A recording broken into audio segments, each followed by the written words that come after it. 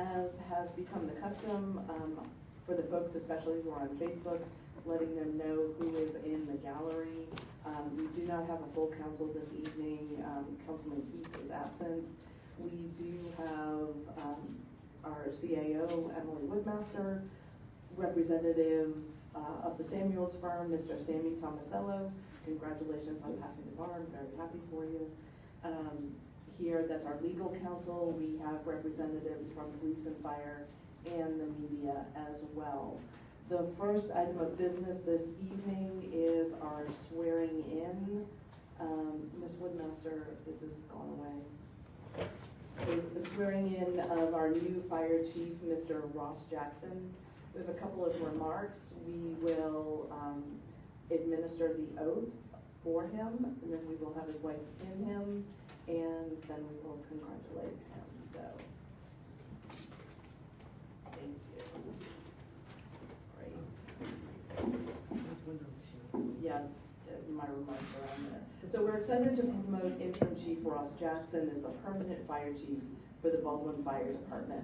He's committed over 10 years of service, 10 years to the fire service, starting as a volunteer firefighter. After 3 years, he knew fire service was where he belonged and became a career firefighter.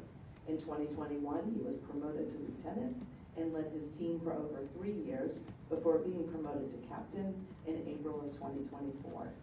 This past spring, he stepped up to become the interim chief and lead the department while we opened a search for the new chief.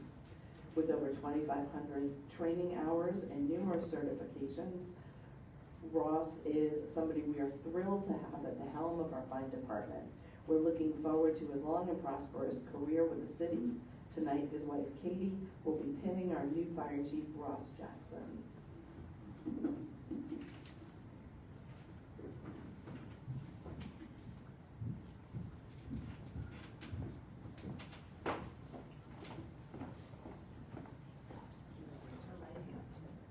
Repeat after me. I, Ross Jackson, I, Ross Jackson, a citizen of the United States of America, a citizen of the United States of America, and being an employee of the city of Baldwin, Georgia, and being an employee of the city of Baldwin, Georgia, and the recipient of public funds for services rendered, and the recipient of public funds for services rendered, as such employee, do hereby solemnly swear and affirm do hereby solemnly swear and affirm that I will support the Constitution of the United States that I will support the Constitution of the United States and the Constitution of Georgia. and the Constitution of Georgia. So, So help me God. congratulations. Thank you.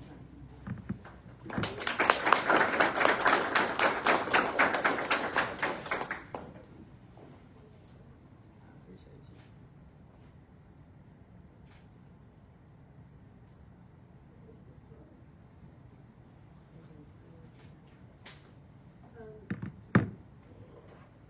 This is only been a couple of times. So we just tried this 400 times.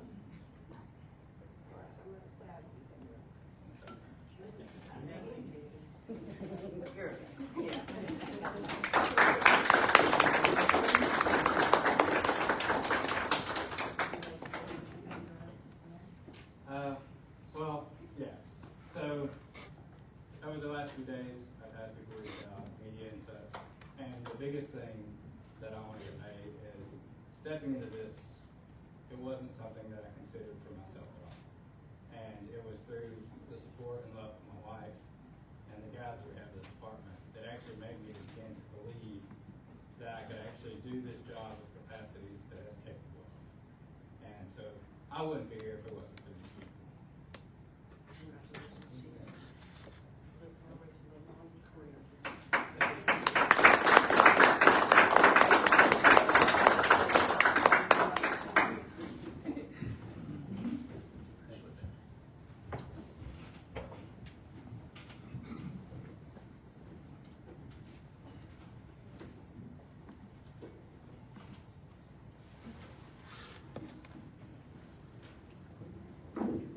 The next item on our agenda this evening is a public hearing for the 2025 millage rate. We will keep the hearing, We'll keep the public hearing open for 20 minutes. If there is a Baldwin resident who would like to come to speak on the millage rate, please come up to the podium, state your name and address for the minutes, please. Oh, is there a sign-in sheet? Yes. I didn't grab the sign-in sheet. Is there? I was first on the sign-in sheet anyway, so, but I did look You around to always make are. sure nobody else would come up, so. Council, Mayor, as traditionally said on these meetings, appreciate y'all hosting this hearing. We all know why we do it. It's because it's the law that we do it. It's interesting that this is the third or the fifth, because I thought this was only gonna be a total of 4. So I'm looking forward to hearing when the 5th one is, because I'm gonna miss the next one. Anyway, I want to speak with you a few things about actual dollars this time. I know that I have pleaded with y'all to consider the citizens of our community and what this simply just not the right budget for the city of Baldwin that y'all have passed, and this increase to that budget that's simply not the right budget for the citizens of Baldwin represent. And of course, before I get there, there's also some technical changes in the paper. The millage rate that is presented in the 5-year levy does not line up with the millage rate that was presented in the advertisement for the hearing. So just another technicality there, along with the, a few that we've discovered along this path. Anyway, tonight, I want to remind everybody that the city is taking 57% more property tax dollars from us, the citizens, in order to support this budget. I've not done the math. They're actually taking more than 57% more property tax dollars from the citizens to support this new millage number. Not done that number. I want to speak to the council because the council have intimately expressed to us, the citizens, it affects them also. It does, but for the sake of the citizens to understand, Q Public gives me a total value of the council's property within the city of Baldwin. The totality of all the value of all the council, including the mayor, is $1,732,576 worth of property. All of them together, knowing floss will pass, will only pay $2,770.91 out of their own pockets on this out of sight and crazy budget and out of this silly millage that they want to pass. That is hardly an effort to display that they're paying their share. They're simply not. The reason for this and what they keep saying is they want to provide services and higher level of services. I would like you to consider this. As of today, they've actually got lower quality services. For example, the worst trash service we've experienced in years is on their hands and on this budget and on this increase. Worst trash service ever. When they say talk to FCS, it's not FCS that we work with. We work with the city. They have discontinued limb pickup, a great service for us, an almost nearly inexpensive service. They only could have done that to hurt us. Poor animal control. How many people have come to this dais since the last few meetings we've had to talk about how poor the animal control has been? We have no code enforcement officer as of right now. No code enforcement. And the worst customer service, I can just leave it at that. They're non-responsive unless you do an ORR. Rarely pick up the phone and never return a phone call. Many citizens have said that from this desk right here. Yet, in the 5-year digest, the difference between 5 years ago and today is $1,326,836. I'm sorry, let me repeat that. $1,326,836 more of our dollars for less quality service. So I just do not understand how they can present this particular budget and argue that they have to do it for service. There's no evidence that they've shopped around for better pricing for insurance, better pricing for legal, better pricing for IT. No evidence of that. Okay, you're at time, thank you. Thought this was a 20-minute public hearing. There are other people who may want to speak. They don't like stuff they don't like. If there is another Baldwin resident who would like to speak on the military, please come forward. State your name and your address for the record. So if we've still got time for Mr. Ian to speak, then. Sure, come on, Excellent. finish your diatribe. Yep, I yep. mean, it's his right as a citizen. Absolutely. Yep. So, as we also get into that, many of y'all know I've asked for a fund balance.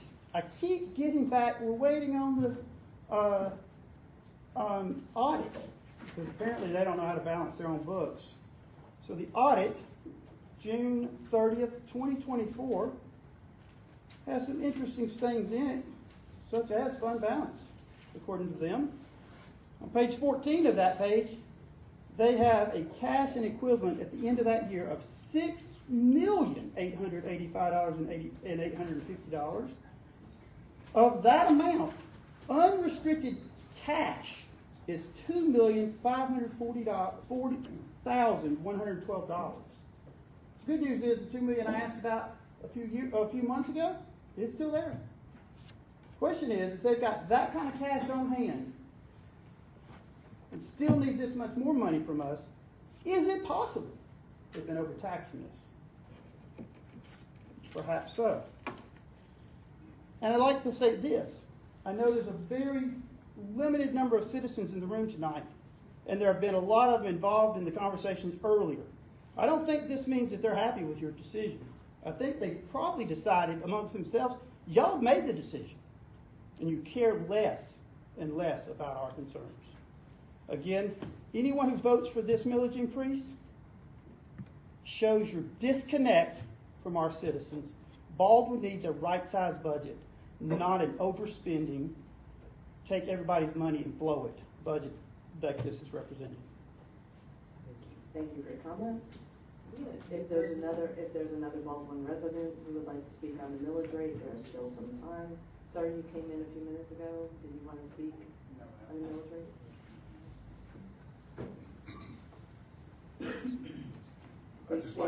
Please state your name and address. Doug Faust, 128 Lake Ridge Trail. I just had a question on the fund balance.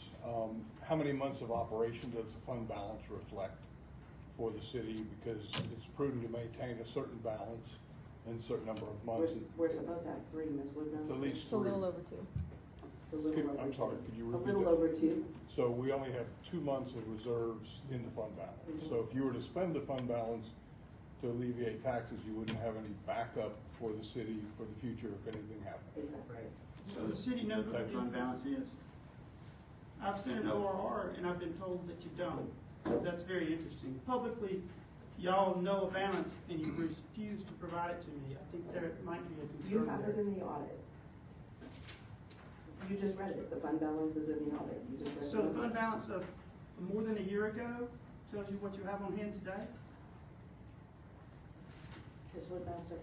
Based on the expenses from last year's expenditures, you reduce that from the fund balance from the prior year's audit, you know what you have remaining, but that is not a fund balance, it's just an estimate until it's audited, which we've stated from the very beginning. So I actually had somebody with a degree in government finance that is a council member for another municipality in another county. And what she explained to me is that she says that her finance director gives them real-time information. They actually also get to see every month what checks are written and what's signed. So I keep getting people asking me, well, how do you not know what you've got in real time? And I think I've asked that before also. I don't have the answer for that because I'm a real estate, I sell dirt. I mean, the quick answer is, I mean, you have access to your bank account, but that isn't that real-time value because there's outstanding expenditures that haven't crossed over, from a check or not. I remember Melanie Chandler, when she was our finance director, used to, every She gave you a month- monthly balance. Yeah, That was monthly the bank balances, account. right, and that, I think, is what we're trying to figure out. Sure, we can produce that, but that number doesn't entail all of the things that may be outstanding or funds that are committed that cannot be spent, but you absolutely have access to your monthly balance from your bank And account. Mr. Elam, despite what you say about us not attending to your questions, you have asked for the bank accounts and you have received them. Yeah, that's correct. Okay, are there any other Baldwin residents who wish to speak on the millage rate? No. Okay, the next item on the agenda tonight is old business, Bureau Veritas of North America, Ms. Woodmaster. Good evening. This is a continuation of last month's discussion. One of the items that we requested to turn over to BV was the permitting component and the zoning administration component of the day-to-day services. The breakdown, we presented it last month to the city council, but on page 1 of your packet is the scope of service. These are the changes to the current agreement that we have in place with Bureau Veritas. We've been in contract with them since 2019. The changes would effectively make BVNA the building official and the permitting office for the city of Baldwin. They will also do plan reviews and inspections as they always have with the city. And then they're adding on the planning and zoning administration. So any zoning changes, zoning variances, annexation, de-annexation, all of those would be routed through Bureau Veritas. The fee schedule, right now we have an hourly rate of $70 an hour with a 2-hour minimum, so it's $140 for them to come out and do any one inspection. Depending on how many hours they're here, it increases by 70. The change in our contract eliminates that rate, and it is a revenue share model. So 70%, out of the 100% of building permit fees that are collected by the city, 70% is turned over to Bureau Veritas for their management of the program, and 30% remains with the city. They do have an hourly rate for planning and zoning administration that's outside of that revenue share, and it's $125 an hour. It is not often that we would utilize those services. However, when we do, that would be the rate that they would be engaged in. Any questions? Plan review, so that's traditionally been, done by our engineering firm No, because we, That's not not the same correct. thing? No, so we have land development that is governed by our minimum development standards and is reviewed by our engineering firm, but building construction is reviewed and approved by our building plan, or by our building department. Okay, so this would just be for things where they're not having to actually engineer the land. They currently do our building reviews anyway. Right. They've been doing those since roughly 2020. It was not supposed to be part of it, but it became a part of the scope of the work that they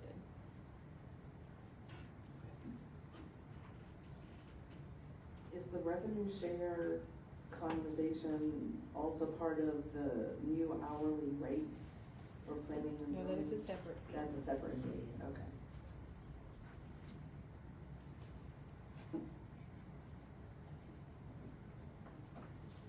The same fees would apply though, so if somebody's applying for an annexation, a de-annexation, or for a zoning variance, they're overseeing that, and the cost for that can be encumbered by the fees of the bank. Right, so the 125 per hour would be encompassed in that, and then we would get 30%.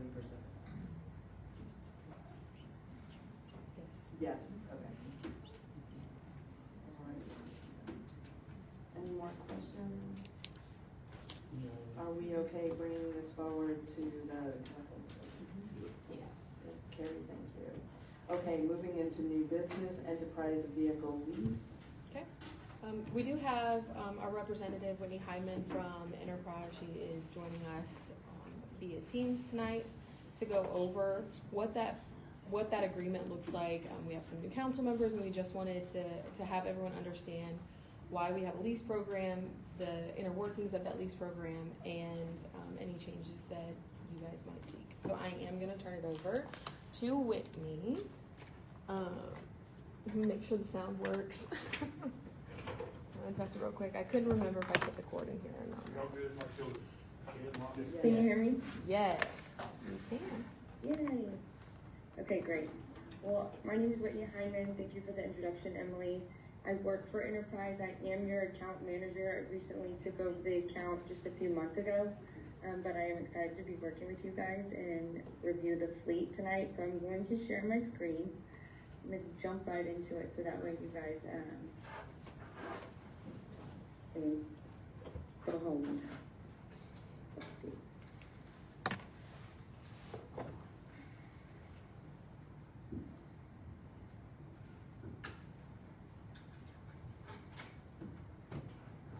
All right, perfect. Oh, that's the wrong one. No, that is definitely not Baldwin Skyline, and it shouldn't ever be Baldwin Skyline either. Yeah, that'd be funny. Well, that is St. Louis. Yep. That's where Enterprise is from. So, but I also agree that I don't want my town to look like that either. But so just wanted to jump into a couple of things with you guys. I'm going to review our fleet program, review the fleet, and what's most important to our team. Customer service is first and foremost the most important thing that we do at Enterprise. I want to make sure that all of my clients are happy and all of you are happy.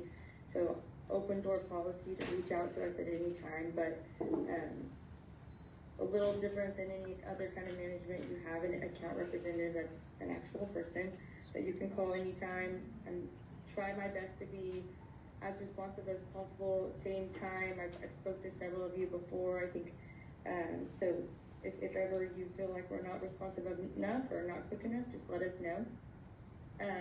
The other big focus is making sure that we are accommodating your cost or budget needs. So want to make sure we stay within what makes sense for your town and what makes sense for the growth of the business or the town. And then flexibility. So there's no one size fits all when it comes to fleet management.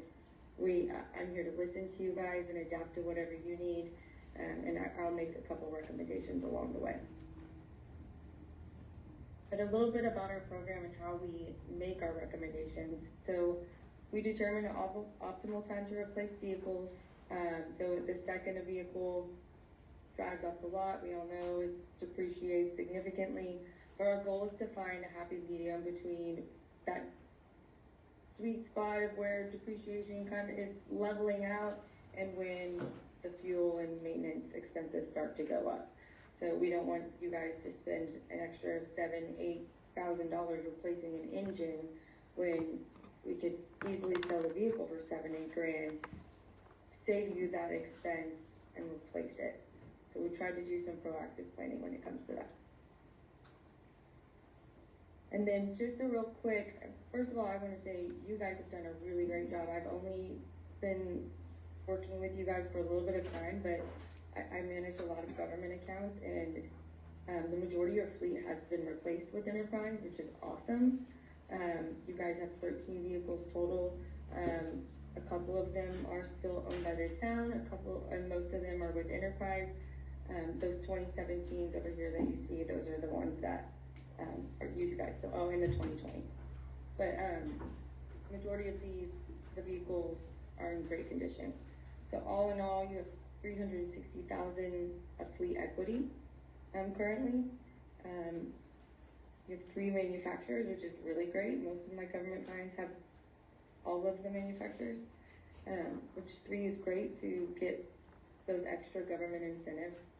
And really great, like, y'all done a really great job with your fleet. I can't compliment you more. The mileage is under control, 77% less than 50,000 miles, which is incredible. So I know this is probably really small, and I apologize, but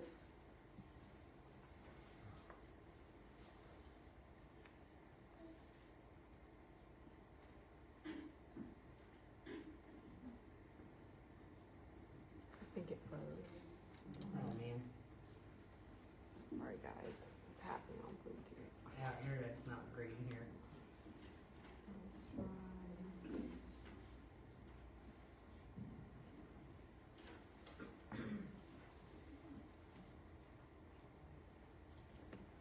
Just a second.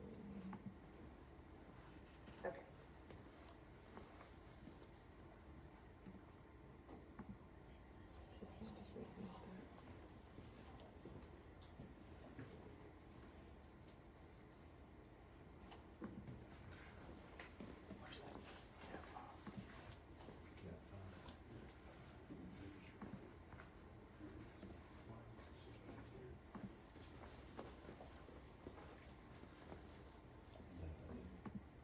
Just let me know when you're ready, Emily. All right, we're back. Good. Okay, so we're on the fleet list, is that what you see? Yes. Sort of. Okay, great. So, nothing, nothing wild here. This is the fleet, majority of the vehicles, again, are with Enterprise. In all, since, you know, with this current fleet here, I don't know much about what you've done before until it came to me, but what I have done my research and have found that the current equity position, so the, you know, liquidation number would be over $100,000, which is great. And then in 1 year, you guys will have a total free equity of about $180,000. So that's a big number, and that shows that you guys are really taking our recommendation and really cycling vehicles, and it's been really beneficial. And then just a quick last little thing, and then I'm open up to some questions from you all. But just a quick reminder, with Enterprise, we do our best to save our clients money wherever we can. One of the great benefits as a government partner is that we are able to take advantage of those large government incentives. I just worked with one of my government clients in Florida, and a similar fleet size to you guys, about 13 vehicles, and with all of the incentives, and they work with several different manufacturers, all the incentives, it was like $59,000 in savings, which is great. So we just prefer factory ordering with the incentives. It just, and I know the slide's a little updated, but 20% per vehicle in 2022. As of this year, government incentives are coming back really strong post-pandemic and supply chain shortages. So I think 22% or 20% is a low number for what we're going to see this year. Is there a way to sharpen the image just a little bit? I know that's kind of asking. Oh, there we go. Oh, yes. So, Can we go back to that previous screen? Just it was really blurry. We couldn't see it. Oh, yes, that's much better. Okay. so just the comparison of what we get through dealership orders versus factory ordering from the manufacturers.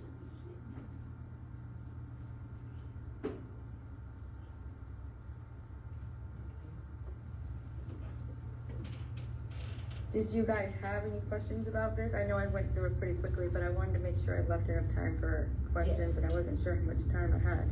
Yes, I do. So you and I spoke, I believe it was you and I, we spoke earlier this past, in the summer. And we were talking about the admin vehicle, and Councilman Keith is not here with us tonight, but he was there with me when we were having the conversation, because I was looking for ways to trim, because we're in trouble. And what was explained to me is that that was not there was no requirement for an admin vehicle as we were thinking for our lease program. But I think if I remember correctly, during that phone call, there was of course the chief has his admin vehicle, but that wasn't a part of it. But then we had our public works director, that Durango started out as his admin vehicle, but it was not, that wasn't working for him. So what has changed since that conversation? So the only requirement we have, which it doesn't, admin vehicle, public works, it doesn't matter how you utilize the vehicle. For enterprise and our liability with our trust that funds these leases, the requirement is to have one non-pursuit rated vehicle in the fleet. Right. The Durango suffices that, gets the job done, since every other vehicle is pursuit rated. However, we don't have to have a Durango specifically. We don't have to have any vehicle specifically. If you guys wanted to look at other options, we can open it up to that, but, if you're asking about what the requirements are, there's one non-pursuit rated vehicle. Right. Okay, and so our public works vehicle, satisfies that as well, so the Durango does not have to be a part of the lease program at all. We don't have a public works vehicle. Yeah, there's not a public,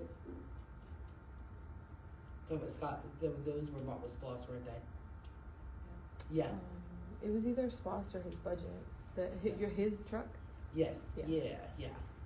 So, well, I'm just confused, cause when you and I were talking, we were talking about being able to sell that, and that we'd probably get like $1,000 off of it if we were to sell it, cause we're not sure that we want that as a part of our, the new contract that we'll eventually have with a city administrator, city manager, CEO. Yep. I mean, if you guys are looking at wanting to sell it, like you said, it'd probably be worth, I think a little over $1,000 right now because of the equity position that you guys are in with Yes. payments. My recommendation, honestly, as your account manager, and it's strictly a recommendation, I would at least hold it for one more year. It's a good vehicle. The mileage is really low. Right. Next year you'll be in a better position from an equity perspective. It does fill the need and the requirement for a non-pursuit vehicle, but I would be doing you a disservice if I didn't recommend at least, because trust me, when you order vehicles and they deliver, that's how I make my money, but in this situation, I would never advise you to replace it. But if you guys wanted to, I would absolutely help you with that. So you're saying that it is a requirement of our lease? Correct. One non-pursuit vehicle, and the rest of the vehicles are pursuit vehicles. Gotcha. Is it And what's the payment on that, monthly payment? It's 15-14. So is it possible, is there an option, instead of waiting a year, could it be exchanged for a less expensive vehicle? One with a monthly Yes. lease of whatever less? Yeah, we could exchange it for a less expensive vehicle. I looked at a couple options and a little bit smaller SUV categories. I looked into some of the GM vehicles, and it looks like there's about a $4,500 government incentive, which means $4,500 off the capitalized price of the vehicle. So I mean, we can take a look at that. I didn't prepare the numbers because I wanted to make sure we were on the same page, discussing the financials first and making sure that we all have a plan about what we're going to do with the Durango. But I'd be happy to sit down with you guys in a more formal setting and go through vehicle options.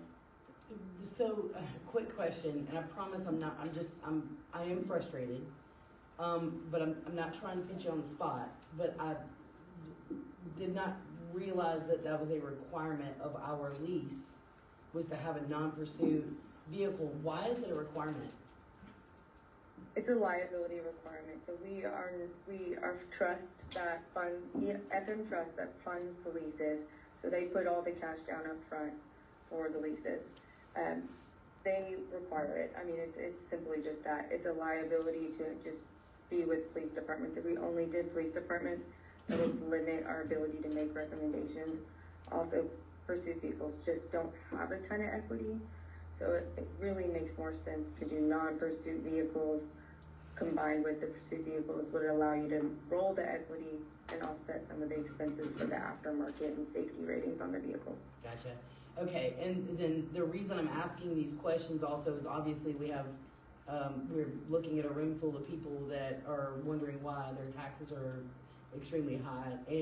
But we also, our sheriff's department recently did, a lease program with one of our local banks, which was, and I may not be speaking correctly, I may be wrong, but it didn't require an admin vehicle and that the cost was a lot lower. So you understand these are things that when our constituents are breathing down our necks, you know, we have to look into these things, whereas, you know, previously we've been a little complacent and maybe should have done a little more research. But so, you know, what is it that Enterprise can do for us that this other bank can't? Well, I don't know what they can do for you, so I can't speak to what they can or can't do. I would question the terms of the agreement. If it's a true lease through a bank, I would be concerned on what happens to the vehicle at the end of the term. Right. The goal here with Enterprise is to cycle the vehicles out so your operational expenses are minimized by, or non-existent, essentially. It's just some oil changes, maybe a set of tires over the term if you have the vehicles. Yes. But by avoiding those extravagant maintenance expenses, we're able to cut a huge portion of the budget. Yes. And that's what. I also question the thing, like, what happens to the vehicle at the end of the term? Do you just turn it in and then you get a new one? Right. Because that's a rental. Yes. That's right. That's right. Ours is a true equity lease. At the end of the term, there's equity and it comes back to you. So it can go back to the vehicles, it can go back to the town, it can go to the public works department or to build something new in the town. I mean, Yes. it's truly gives you the flexibility to decide where you want to put the equity. And that's what we were so excited about, was that it was, you know, and then the equity in that basically makes up for the last payment, was that, for the, yes. And so so the other motive in asking you these questions is that so that the public can see exactly what it is that we're looking at.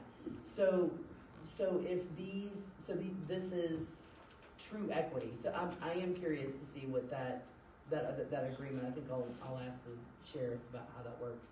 That's good to be able to compare that. Thank you. Yeah, I would also ask if it limits you to a single manufacturer or not. Because Okay. that can make a big difference. Okay, thank you for that information. Awesome, that's all I've got. Any other questions? I just want to make sure I answer everything before I jump off. And if you, I can send on my contact information, so if you guys have anything, you can get together and discuss it individually. Yes, and thank you for being available, you know, in the summer when I was calling and my hair was on fire. That means a lot to me to be able to make a phone call and figure the things out. Yeah, I always take the call, so I'm here to make sure your citizens get taken care of and we're applying the money correctly, so you're not overspending. Yes, thank you. Thank you, guys. All right, thanks, Whitney. I'll talk to you soon. All right, thank you. Okay, bye-bye.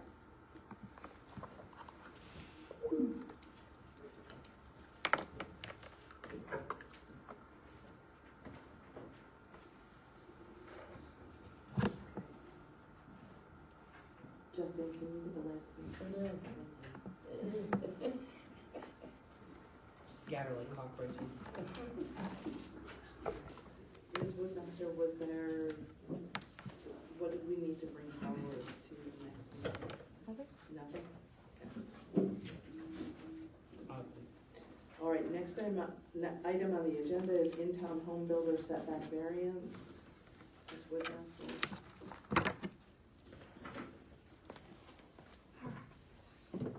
So the in-town home builder setback variance is on page 3 of your packet.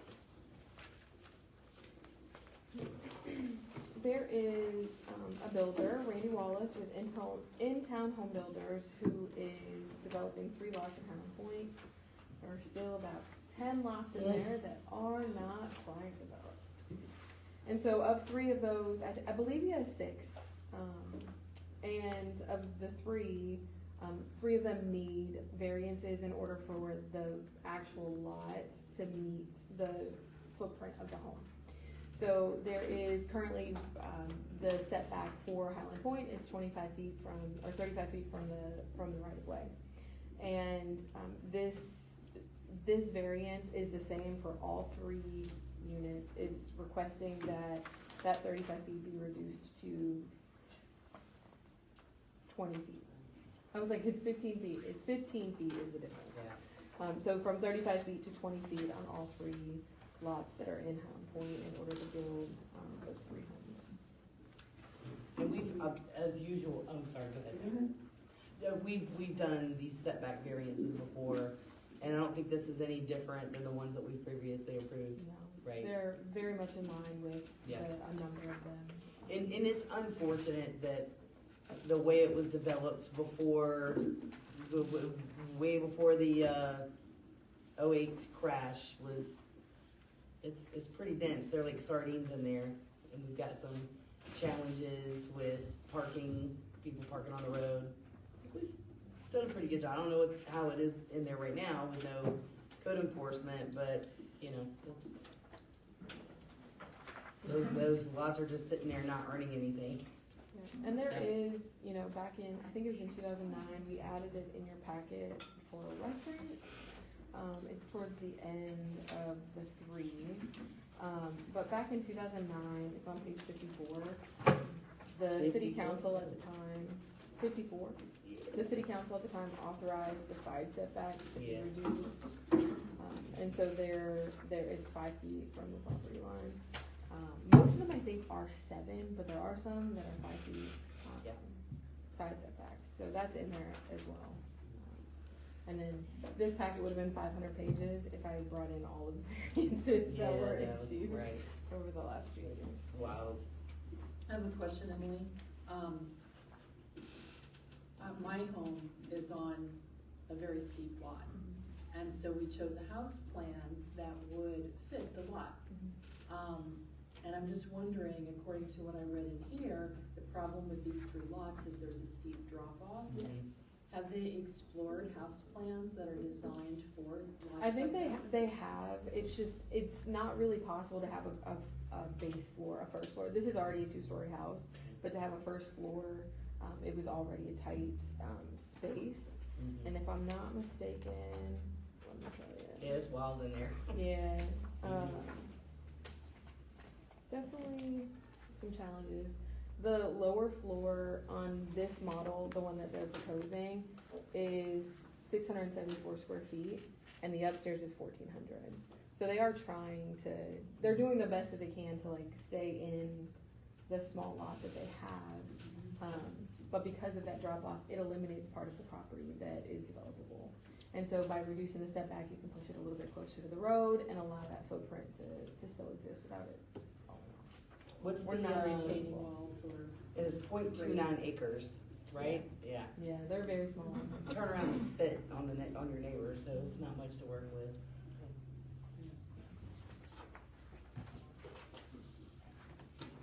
Did you say there are 10 lots still There, undeveloped? yes, and he has 6 of them. But I do think, there's a couple in there that cannot be developed, like at the corner, like at the back side of the circle, like the lower side. There's 2 lots that are on the inside part of the circle that can't be developed, but they are lots that aren't developed. There's no way to put a home on it though. So there are a couple in there that can't have homes, but for most of them, they can if there's some give and take on either side.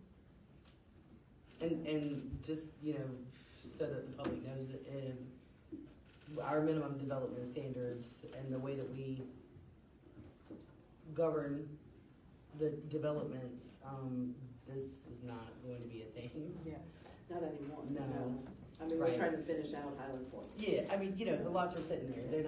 They're just not providing housing for anybody. It's not earning any sort of tax revenue, so, you know, what do you do? Yeah. Are we okay bringing this forward? Mhm. Yes. Okay. Next item on the agenda is zoning ordinance amendment, minimum square footage. So I talked to a few of you last week. Yes. About this. On page 59 of your packet, you'll see the article that exists. At present, we were not aware of this article. The way that the zoning ordinance was written, you would have had to know this was here or flip through it and see it at some point to know that it existed. And we didn't know. And we had actually 2 people, 2 citizens at the same time, submit very different requests that went into Bureau Veritas for review, and our reviewer, as they were preparing to take over this contract and oversee the zoning administration side of things, they were reading through the zoning ordinance, and they found this minimum floor area requirement that is in the ordinance. So what was being presented in both scenarios, one was a non-conforming structure at present because the size requirements didn't adhere to the zoning ordinance, so they couldn't develop the land, so they considered parceling the land, but building a home or a guest residence for their family wasn't allowed because a 1,400 square foot home is a lot to maintain for somebody who is aging and is still wanting independence but needs the assistance of their family. And so this one happened, and then we had another resident who was wanting to build a garage on a piece of property that they have that is adjacent to 441, which is actually the next item on the agenda. And we were requiring, because there has to be a principal structure in order for a subordinate or an accessory structure like a garage to exist in a residential area, to add a residence to the garage. So he submitted, had plans drawn up to add a living area inside the garage, almost like a loft style. And during that review is when this was found. And so we had to go back to him and say, unfortunately, this isn't allowed. And so there is another option which will be presented in just a moment, but the request that we are recommending of council is to modify the zoning ordinance. The way that this ordinance is currently written, it is prohibitive to building a smaller dwelling. So if you look at page 59 of your packet, you'll see that in the agricultural district and the R1 district, the minimum square footage you're allowed to have must be heated is 1,400 square feet. So that doesn't even include a garage. Correct. Unless it's heated. Unless it's heated, which, Yeah. I mean, power bills is high. Good on you. Yeah, like, I wouldn't want to do that. Right. And then R2 is 1,200, and then if you work down, even the R3 one bedroom apartment is 600 square feet, and then an efficiency studio apartment is 450 square feet, which we don't have many of those, and there's not a lot of commercial business rentals in the area. So after talking with some of you, we requested that legal drop an amendment to the ordinance. Obviously, this has to go through the same zoning procedure as any other zoning decision. So the request is that we reduce the minimum square footage for all areas to just a base minimum of 800 square feet.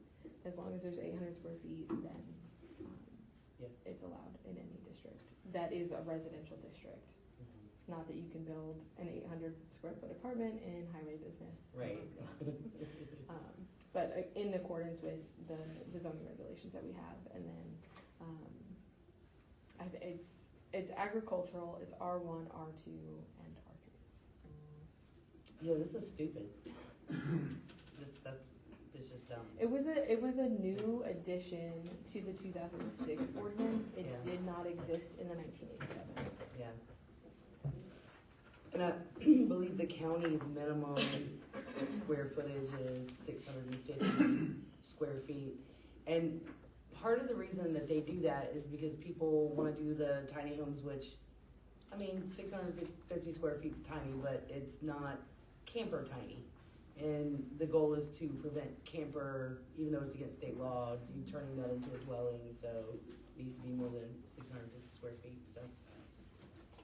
Are you okay bringing this? Absolutely, this is just. Has the hearing, a future hearing? Yeah, the zoning hearing will be The next November meeting? 3rd. Okay.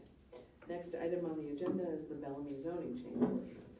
As a result of what we just discussed. Which was right. The options for Mr. Bellamy on that property to build this garage were either to add a primary structure that was greater than the 3,000 square foot garage that he wanted to build, or not do it. Right. Those were the options. And so we went back to the drawing board, and the where this property is situated, it's right there on 441.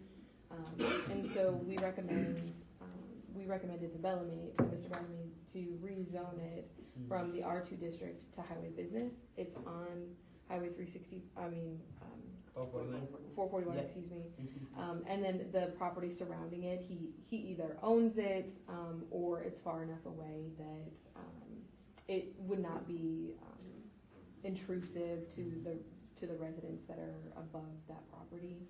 Additionally, there's two properties that are across the highway, from this particular parcel that are both zoned highway business. And so that is the recommendation we made to Mr. Bellamy, and he submitted his application for a zoning change, to the council, and that is on page 60 of your packet. So when I was at City Hall, we were looking at the zoning map and the way that it was that's also kind of goofy. I know why, I mean, we think we know why at that time when, was it 2006? 2006. Joe, were you on the council then? Maybe it's been a long time ago, hadn't it? Time's odd. Yeah. So, the way that you got 441, and then you got Willingham, and this is in that, northeast corner that's zoned R2. There is a house there, one of the parcels has a house there, but the rest of it is all along It's just like. the highway, and it is just land, and it really should be highway business. So it makes more sense. It's also across the road is also zoned highway business. Now, one of the things that unfortunately, you good? Yep. Okay. Mr. Bellamy paid $800 to have, an architect to redesign it, to add that, and that was our bad. So if we're going to do this, I would like to propose that we waive the rezoning fee since we were the cause of him having to pay $800 extra. And I think, what's the rezoning, 600 and what? $625. So that didn't cover the whole thing, but I do think that we need to make that up to him because that was our bad, so. I'm not, not that anybody intentionally did anything. And kudos to Bureau Veritas for finding that ridiculous part of our zoning ordinance. It really is, like, Yeah. where it's located, Yeah. it's not addressed or discussed in any other section referring to the development of a house. Yeah. And so for it to Yeah. be in this section was almost like it was intended to be an afterthought, or it was amended later, but it was done at the same time. It was snuck in there. And so wasn't it should have been included at the beginning, where it gives you the minimum square feet or minimum requirements for, Yeah. a dwelling. And then it also should have been listed in the district regulations for the zoning districts, which now we can, if the council chooses to adopt this, we can go back and add that into the district regulation, that it's a requirement to have at least 8 square feet, of heated area. Yes. Good. Definitely highest and best use of land. Thank you. All right, next item on the agenda is roadside park fence and sign update. Yes.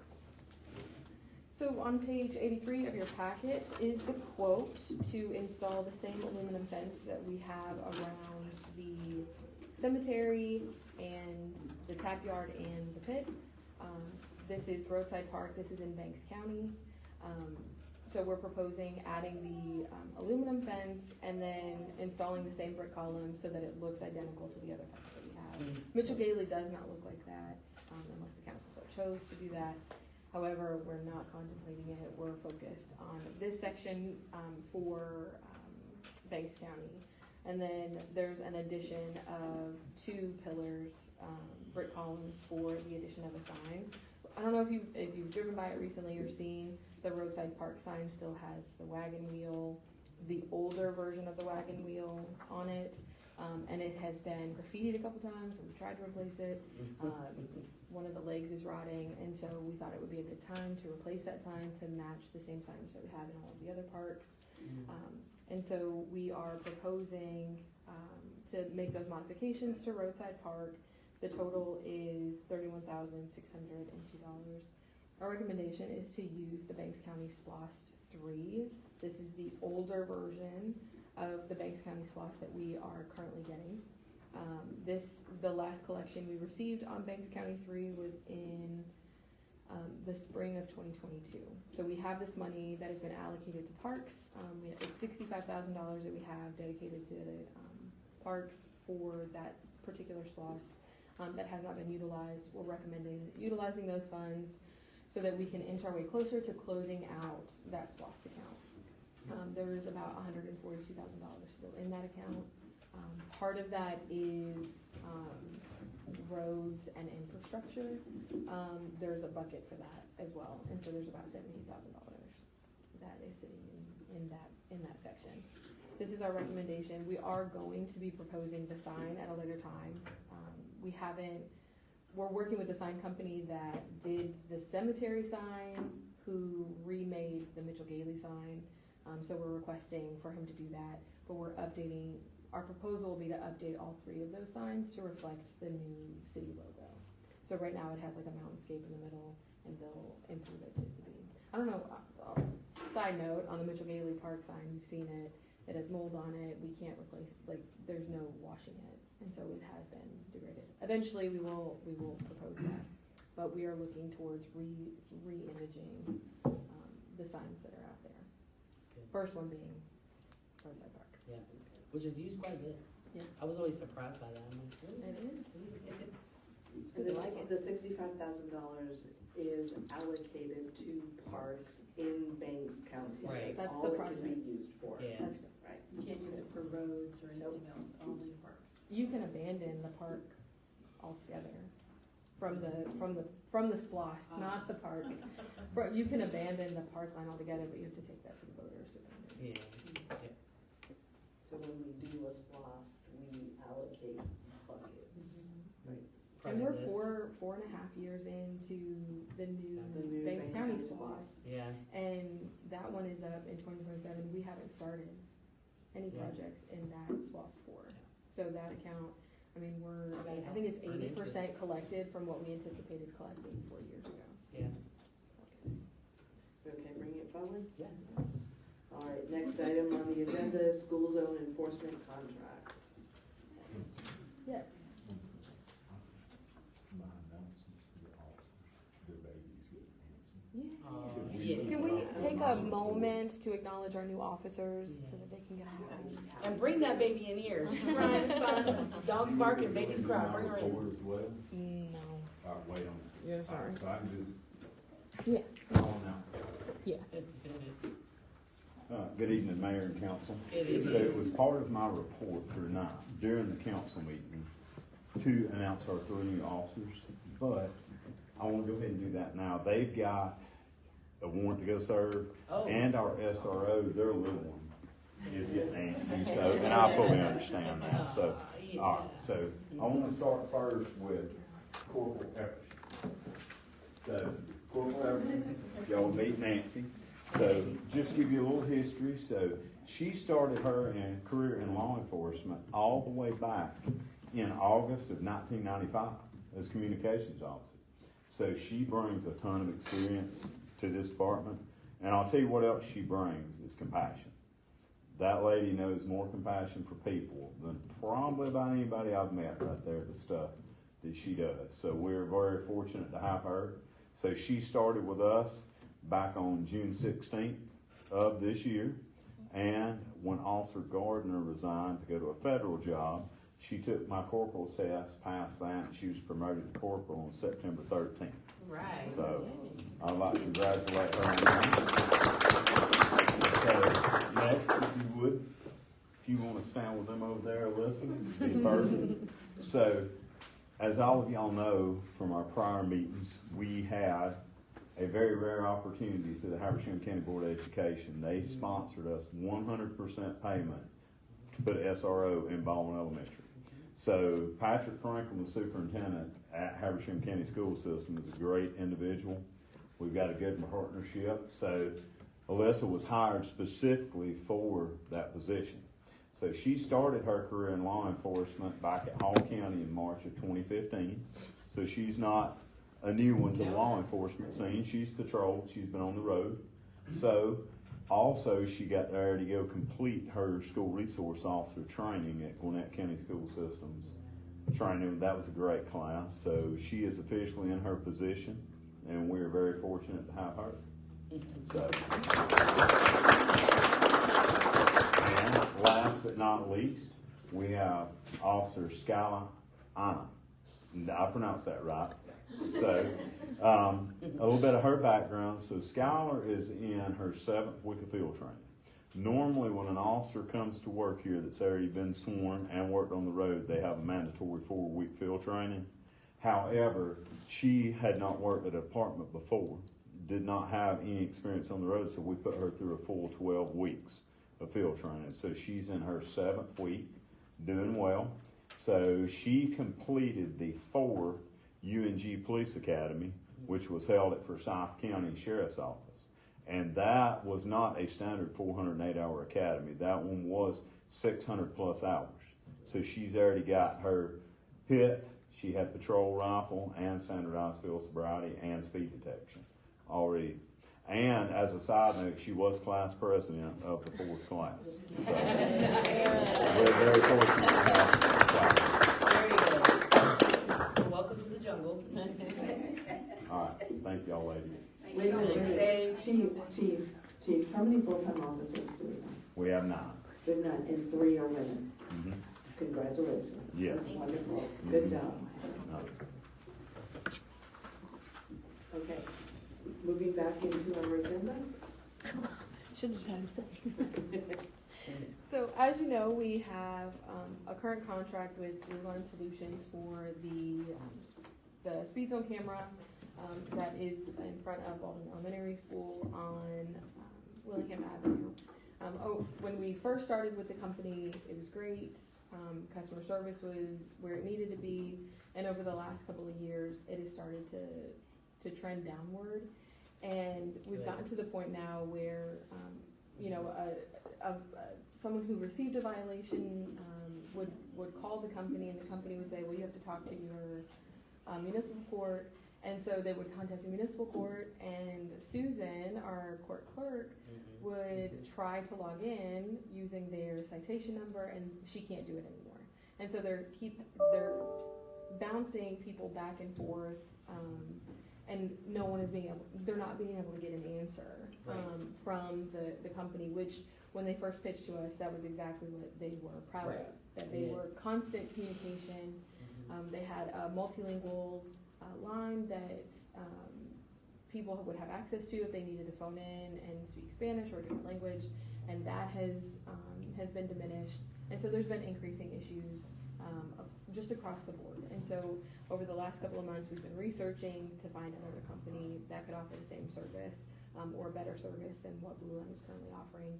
And Chief and Assistant Chief Ferguson found Ultimate, which is the current, which is the provider for the current provider for Banks County. And so I will let Chief talk a little bit about that contract and what that looks like. But one of the things that really was encouraging to all of us is that they do have a multilingual line that they have access to, and there is 360 customer service, and they will have immediate access to the citations that are issued in the municipal court to be able to assist the customers when they're calling in instead of having to call another company. So is there anything else that you want to add to this before we bring up the representative?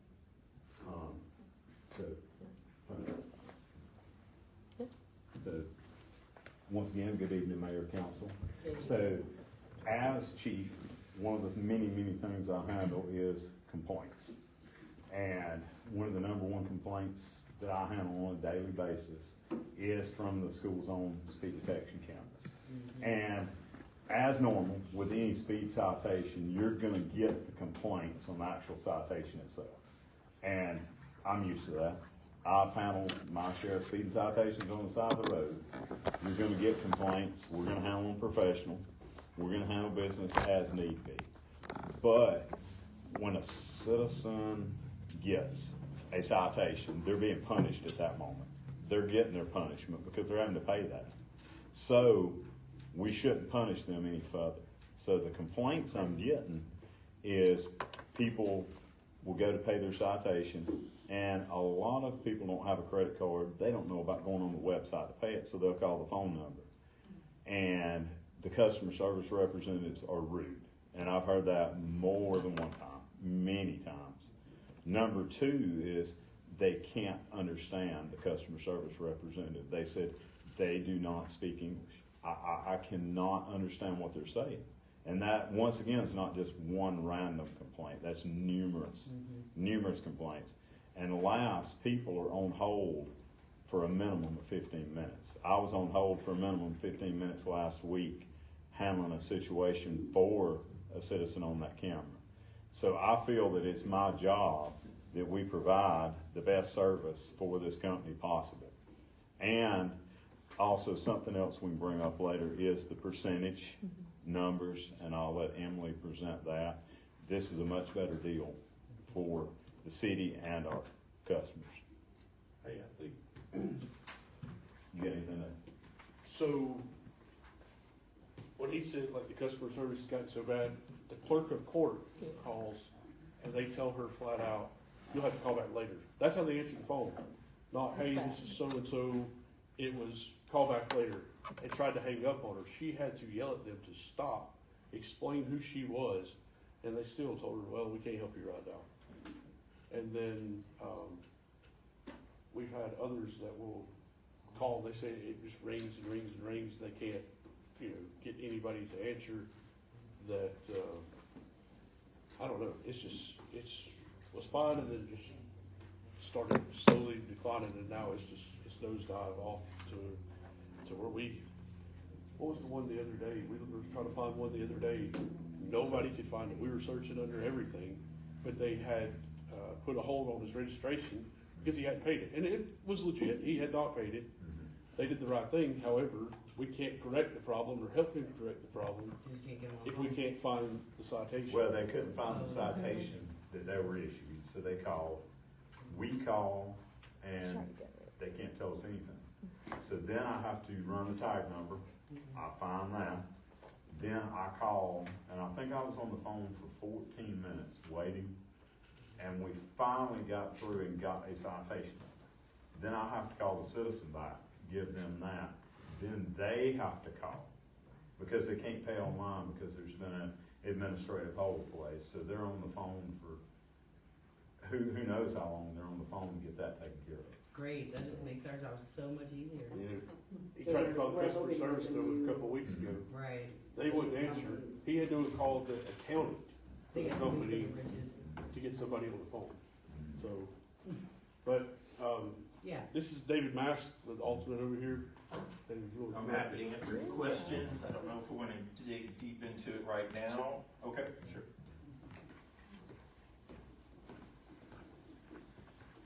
So I'm David Mast. I live in Naples, Florida. So I'm excited to be here this evening. I have a niece who goes to Clemson. And so the last time I was in the area, I went on up and took her out to dinner. So if this works out, she will be happy to have dinners paid for anytime I come to Baldwin. I've been in photo enforcement for 13 years, so I know how important it is to do what you say you're going to do. We view our clients as partners. So you will have a dedicated account manager that you will email for anything that you need done. So let's say hypothetically you need something dismissed. We can get that done within 15 minutes. We are multilingual.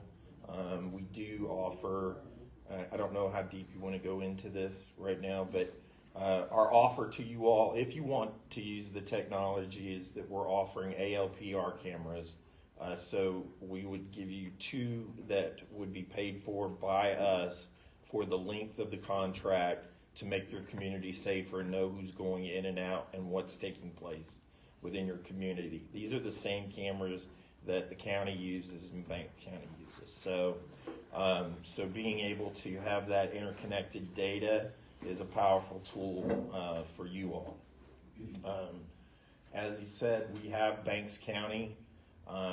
We do not have any issues with Banks County. They are very happy with our service. They appreciate how quickly we respond, the access. So a good example would be that your court clerk, let's say that somebody calls in and doesn't have the citation number, well, you can search it by license plate.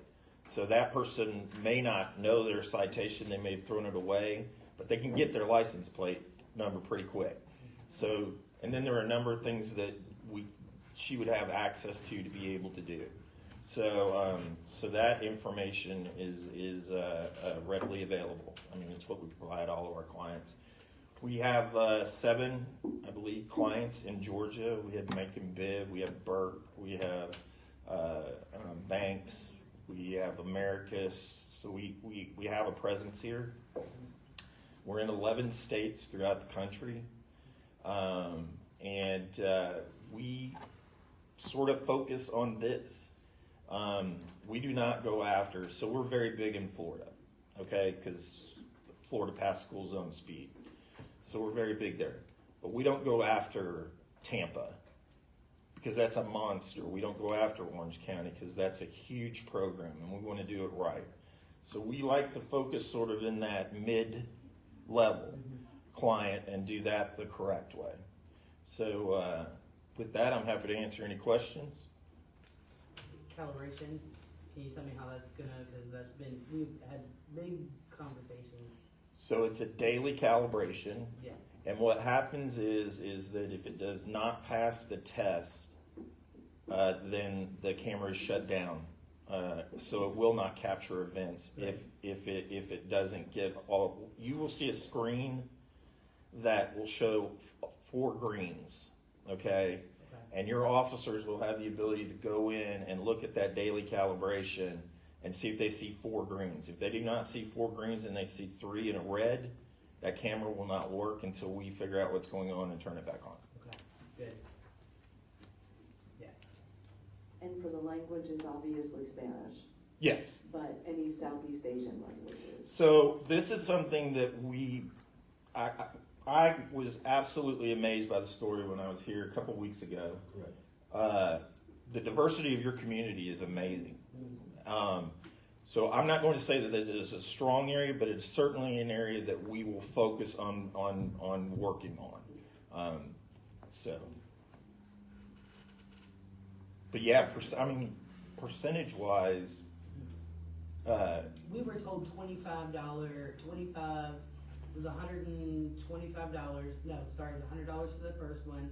25 would go to Blue Line, and the 75 would go to us. And apparently, that's not how it went down, is it? so I think it's the first one's 75 in Georgia, and the second one is 125. But she's referencing the amount as far as y'all get. We would offer you the same terms that we're offering Banks County, and that's 25. And that doesn't matter whether it's 25 on the 75 or 25 on the 125. Yeah. So on the 125, you all would realize $100.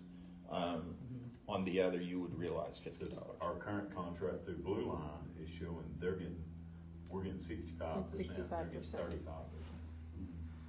When did that change from the conversations that we had? That was a contract signed in 2019. 2019, right? That was the That contract. was prior Right, that to it's in our the contract. That was signed in 2019. So that was always the contract amount? You remember that? I vaguely, I don't think I remember being what y'all were saying. I can't remember, I think right. it was more of a set Yeah. fee as opposed to a percentage. But, Yeah, you know, that's right. again, I can't remember if I was here in 2006. But I doubt we would have settled with what you're explaining that they're doing right now. Right. But if it's on paper, that means whoever signed the paper knew it. So I can't remember breakfast yesterday or this morning, but I can certainly remember longer things, and yeah. So we And are I had proposing. gotten my own tickets, I and get it. they were $100, not 75. The first one was 75, and then everyone after that. It's like there was like a 2 or 3 tier that I remember. I can pull it back. We are proposing a 5-year agreement, but as you all know, in Georgia, you have annual outs. Yeah. So, that's just 5 just because that's standard language and how we do our pricing. Right. And the other thing that we will offer you, which makes us very rare in Georgia, is if you're not happy with us for some reason and we can't cure it, you can leave us and we will not send you a bill to leave. Yeah. So I hope that shows how much we want to be here and the confidence that we have in our ability to perform. I think our previous, we don't bind future councils. So are we looking at 1 year? Are we looking at a one year? And I think, what do we have, 60 days to cancel the contract with Blue Line? Blue Line, we have to give them a 30-day notice. 30, yes. So what you're proposing is a 5-year agreement? Yes, but again, you're not bounding a future council because you can leave the You can leave contract. I see, okay, Yeah, you are not binding them. The I blue, see, that's the making- blue line, the Blue Line agreement was a 4-year agreement, Mhm. and after the 4th year, you could renew it for an additional 2 years. It would automatically renew for an Okay. additional 2, but it still had that same exit that you can just notify them that you want to leave it. And I think there's language that includes that if you want to leave us, you can notify us before 90 days out, and that's another way to leave as well. So, Gotcha, thank you. but Will we have any downtime between Blue Line exiting and you coming in? So this is a good question. We reached out to GDOT, because obviously we interact with them all the time. And the person that we spoke to indicated that if a permit had already been issued for a location and the location wasn't changing, but the vendor was the only change that was being made, that it's possible that we could just keep the permit in place, and so we could start to work and move as we have that's another thing I need to tell you. We have 2 solar trailers that we're ready to deploy. If those permits are transferable, we can make sure that you have no downtime in your system because we'll be able to deploy the solar trailers. But we'll build that fixed solution for you. Thank you. Okay, and then if you have to pull another permit, how long does that take? So now that's where everything gets kind of crazy because GDOT is notoriously slow. And so if you had to pull another permit, we would suggest, so that you all aren't injured, that our possible solution, I don't want to speak for the city manager, but is to see if Blue Line has an interest in going month to month while we go through the permit process. If you can't get them on the phone, we won't know. Yeah, sorry. We can. But it would only injure, I mean, if they choose not to do that, then you know the value that you had to begin with them. Because this only makes them money. And by the way, more money than, And they've been with us for 6 years. right. So they can pound sand if they don't wanna do that. They can make money or they can not. Yeah. Yeah. So I just wanna add, me, the chief, and Susan also met with, David on a group of people with his team on a, kind of a virtual tour of how everything worked. And it's much more user-friendly on our end, much more user-friendly on the violators' end. But Good. Susan, I know, Yeah. Of course. I wish I'd thought about it and had her here tonight, Yeah. but. She did write a letter. It's in the packet. Okay. That's true, yeah, she did write you a letter, but I think that was more based on the problems. But she said the stuff that she saw that night was a drastic improvement with their program versus hers. Yeah. Right now, if somebody has a hearing, the judge finds them guilty on it, you know, she has to go through a whole bunch of hoops and, just to Yeah. enter the, No, you know, yeah. the guilty verdict and all that. That's ridiculous. With their software, she simply goes in, finds the citation and, you know, pretty much puts in guilty on her own, right? Right. And so it was just a whole lot smoother. And again, you know, they transitioned 8-9 months ago to a new program at Blue Line. And I'll be honest with you, I think the new one's worse than the old one. Yes. But Much, it's just, much more harder to use. as far as the cameras Yeah. are concerned, they are picking up the violators as they're supposed to. Everything checks out, you know, we have to verify each one, a LiDAR certified officer has to verify each one. And we go through, and we're not finding issues. You know, I'll be honest with you, I've only found one vehicle that the vehicle did not match the tag. So they're picking up like they're supposed to, they're reading like they're supposed to. And in 3 years, I've only caught one that was like that. I've never found one on a weekend or anything along those lines. So that is working. That is not the issue. The issue is the customer service for us, the customer service for the violators, and then just their overall, you know, software platform is just it's trash. If we go to Mr. Mass' company, will you still verify each ticket? Yes. Okay. The process will still be the same, it's just the platform we're using is different. That's a long letter that she wrote. That must be a lot of, yeah. Mhm. Hmm. Susan's been with the city for 20+ years. Yeah. And Emily will tell you, you don't hear many complaints No. from Susan. She just Yeah. stays in her office, and she Mhm. does her job. If Susan starts complaining about something, there's some validity to that And it's situation. been over the last couple of months, like it's And bad. she comes to me and sits down and, you know, it's so hard for her, like Justin just said, to just go in there and put, if we have a hearing and put the adjudication, what is it, do they pay? I mean, it shouldn't be that hard. And me and Justin sat in there, and when you open that up, and you've got how many hundreds of citations, and we look, and we, a certified officer, we actually click on every one. Yeah. There's not some blanket button you go in there, it takes us hours. Yes. And Hours. two sets of eyes goes through every And single set. If something goes wrong, it's my name as the chief Right. on that speed detection permit, and they'll pull my certification. So, we have a lot riding, I have a lot riding, the city does, on that situation. Agreed. Mayor Pitt? Hearing Susan actually getting angry with somebody is. Right? All you ever Yeah. see was Cause for smiles. cause. Her Yeah, yeah, yeah. complaining. It's, she's complaining, we're like, yeah, pay attention. That's great. Are we okay Good. bringing Ms. Baldwin? Sure? Yes. Thank you all. Thank you very much. Thanks, sir. Just so, while we were discussing this, I looked it up. The contract was signed in 2019 by former Mayor Elam. And, That's a long time. the discussion around it was that the citation fee was $75 for the first citation with a $25 processing fee. That's And what then the mine- second citation was $100. I'm sorry, and the second offense was $150. Yeah. 65% going to BLS and 35% going to the city. Okay. That was in the gotcha. minutes. Mhm. I feel like they slipped that in there, because I feel like it was similar, it was a $25 fee is what that guy, because I can remember what he looks like and everything, 'cause that was a, yeah, Maybe the 25 administrative fee is what we always saw that.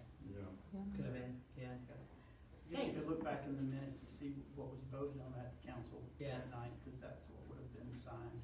Yeah. May I ask a question? That's what was signed, right? Yeah, Do they- the contract was signed. Okay. Based on what was voted on by the council. Right. Yeah. So it would have been the same document.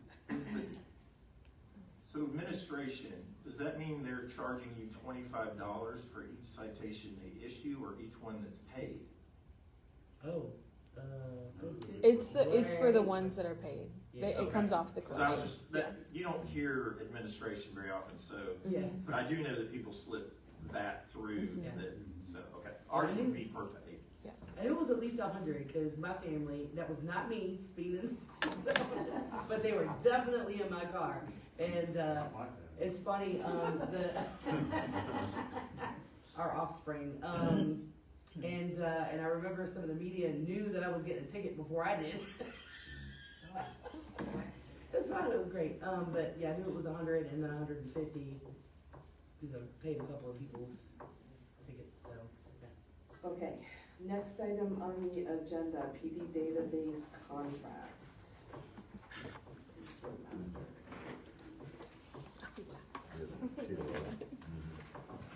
Alright, so we flip over here.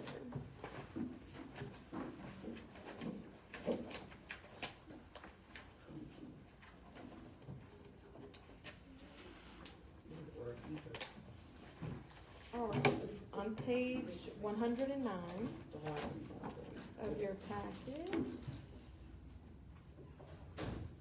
is, the TLO. I can explain this, but Justin can probably. Justin. Do it. Come on, That's Justin. on his will. It will save us money. That's Okay. the financial impact. Oh, we're all ears. And a better service. Okay, so, TLO is owned by TransUnion, I believe. Essentially, there's several different databases that, you know, collection agencies, credit companies, things of that nature, search databases to get information on you, to see if you've moved, if you're married, so who that person is, aliases used. In some aspects, like especially law enforcement, we can see arrest records from certain states outside of Georgia, because Georgia doesn't allow it. I can see aircraft registration, I mean, all sorts of stuff. Obviously, a lot of that's restricted for, non-governmental agencies, but there's 5 or 6 companies that offer a database that you can do these things, and it's how we find people. I mean, or find information we need through the investigative process. And I actually started these conversations with a couple of companies 2 years ago because we found ourselves a need for it, and we kept pushing it off. Right now, we're having to use GBI or other agencies, and we're really starting to annoy people because we keep calling, asking for favors. And the GBI, I mean, they're GBI, they get busy. They So got other they'll be things more than to happy do. to provide you with as much information as they can, but they're gonna restrict it a little bit themselves because they don't want the wrong stuff to get out to the wrong people. And then, so they're kinda covering theirs themselves. But on top of that, you know, they're busy, so it takes a little bit. And, you know, sometimes it's, you know, time is of the essence, and we gotta have it pretty quick. So, we started talking to them a while back. You know, we did leads online where we could see the pawn shops and things of that nature. We don't need pawn shops, we do have stolen property, but our property crimes thankfully have decreased with the more patrols. We've seen other areas that we need to work on, and property's kind of going down a little bit. So we don't find ourselves really using the Leads Online platform as much as we were. And so our Positive. suggestion here is to, we run out this month, actually. The contract with Leads Online runs out this month. So we'd have to either renew or, you know, just cancel it. And so our plan is to axe the Leads Online, which is $2,500 a year, Yes. and then obtain the TLO, so that we have access to that database, which is $1,260. Yeah. So essentially, we're getting something we need more Let's see. than the other thing, Yeah. and then we're saving $1,300 in the process. Great. Did you look at any other companies? We Or have. just TLO? And, honestly, I mean, TLO, for what we use it for, is the best one, the best alternative, but it's also, I mean, pretty much the cheapest. So, yeah, I mean, it's, And most other agencies use TLO as well. and that was one of the selling points as well from previous experience. I used TLO, the chiefs used TLO, and, Investigator Bartholomew's used it as well. So we're all familiar with it. There's no major learning curve or anything. We've used it elsewhere in the past, so kind of moves right in. They've actually already given us access to it, even though we haven't even signed anything to use until we Check make it a out. decision, so. Yeah. That's good. Okay, are we okay bringing that forward? Yeah, boy.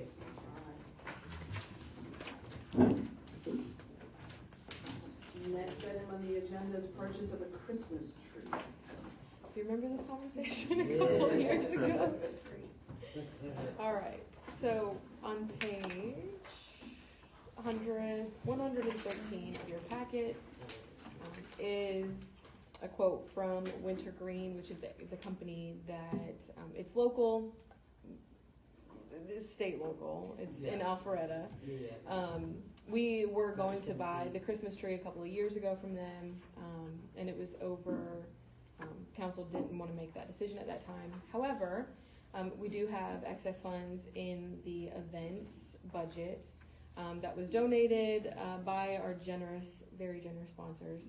And, with the changes from the school district providing school supplies to the elementary school, we no longer had to do that. Yes.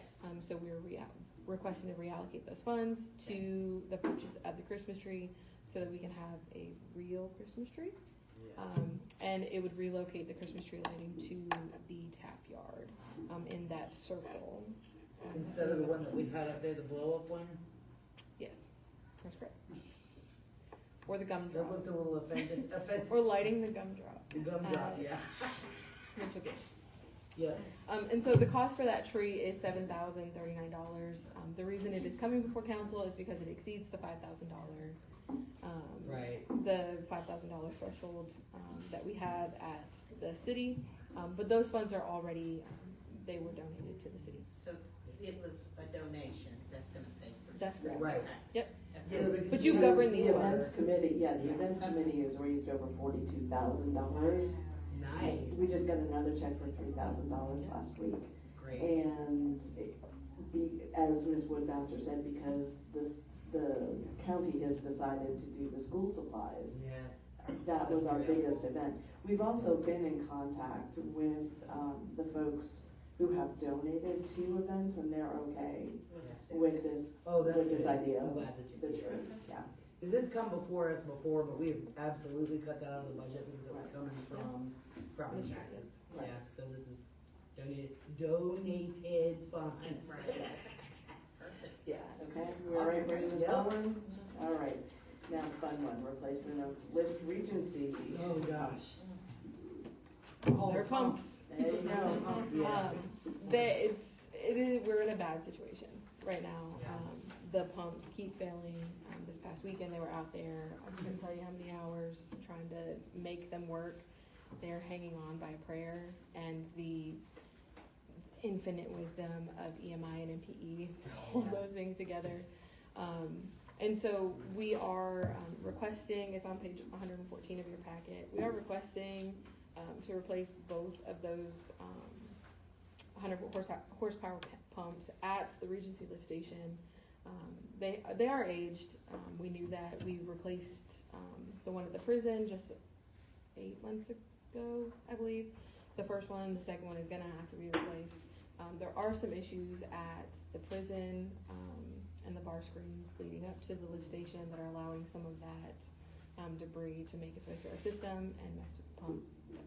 And so we are working with the Department of Corrections to correct that. But these pumps needed to be replaced anyway. We keep refurbishing them. And the request that we're making tonight is to replace both of them. It was a little bit cheaper to do both of them instead of just one. We need one to function. Yeah. But we typically, the 2 pumps are installed and they alternate, so that you're not wearing out one at one time.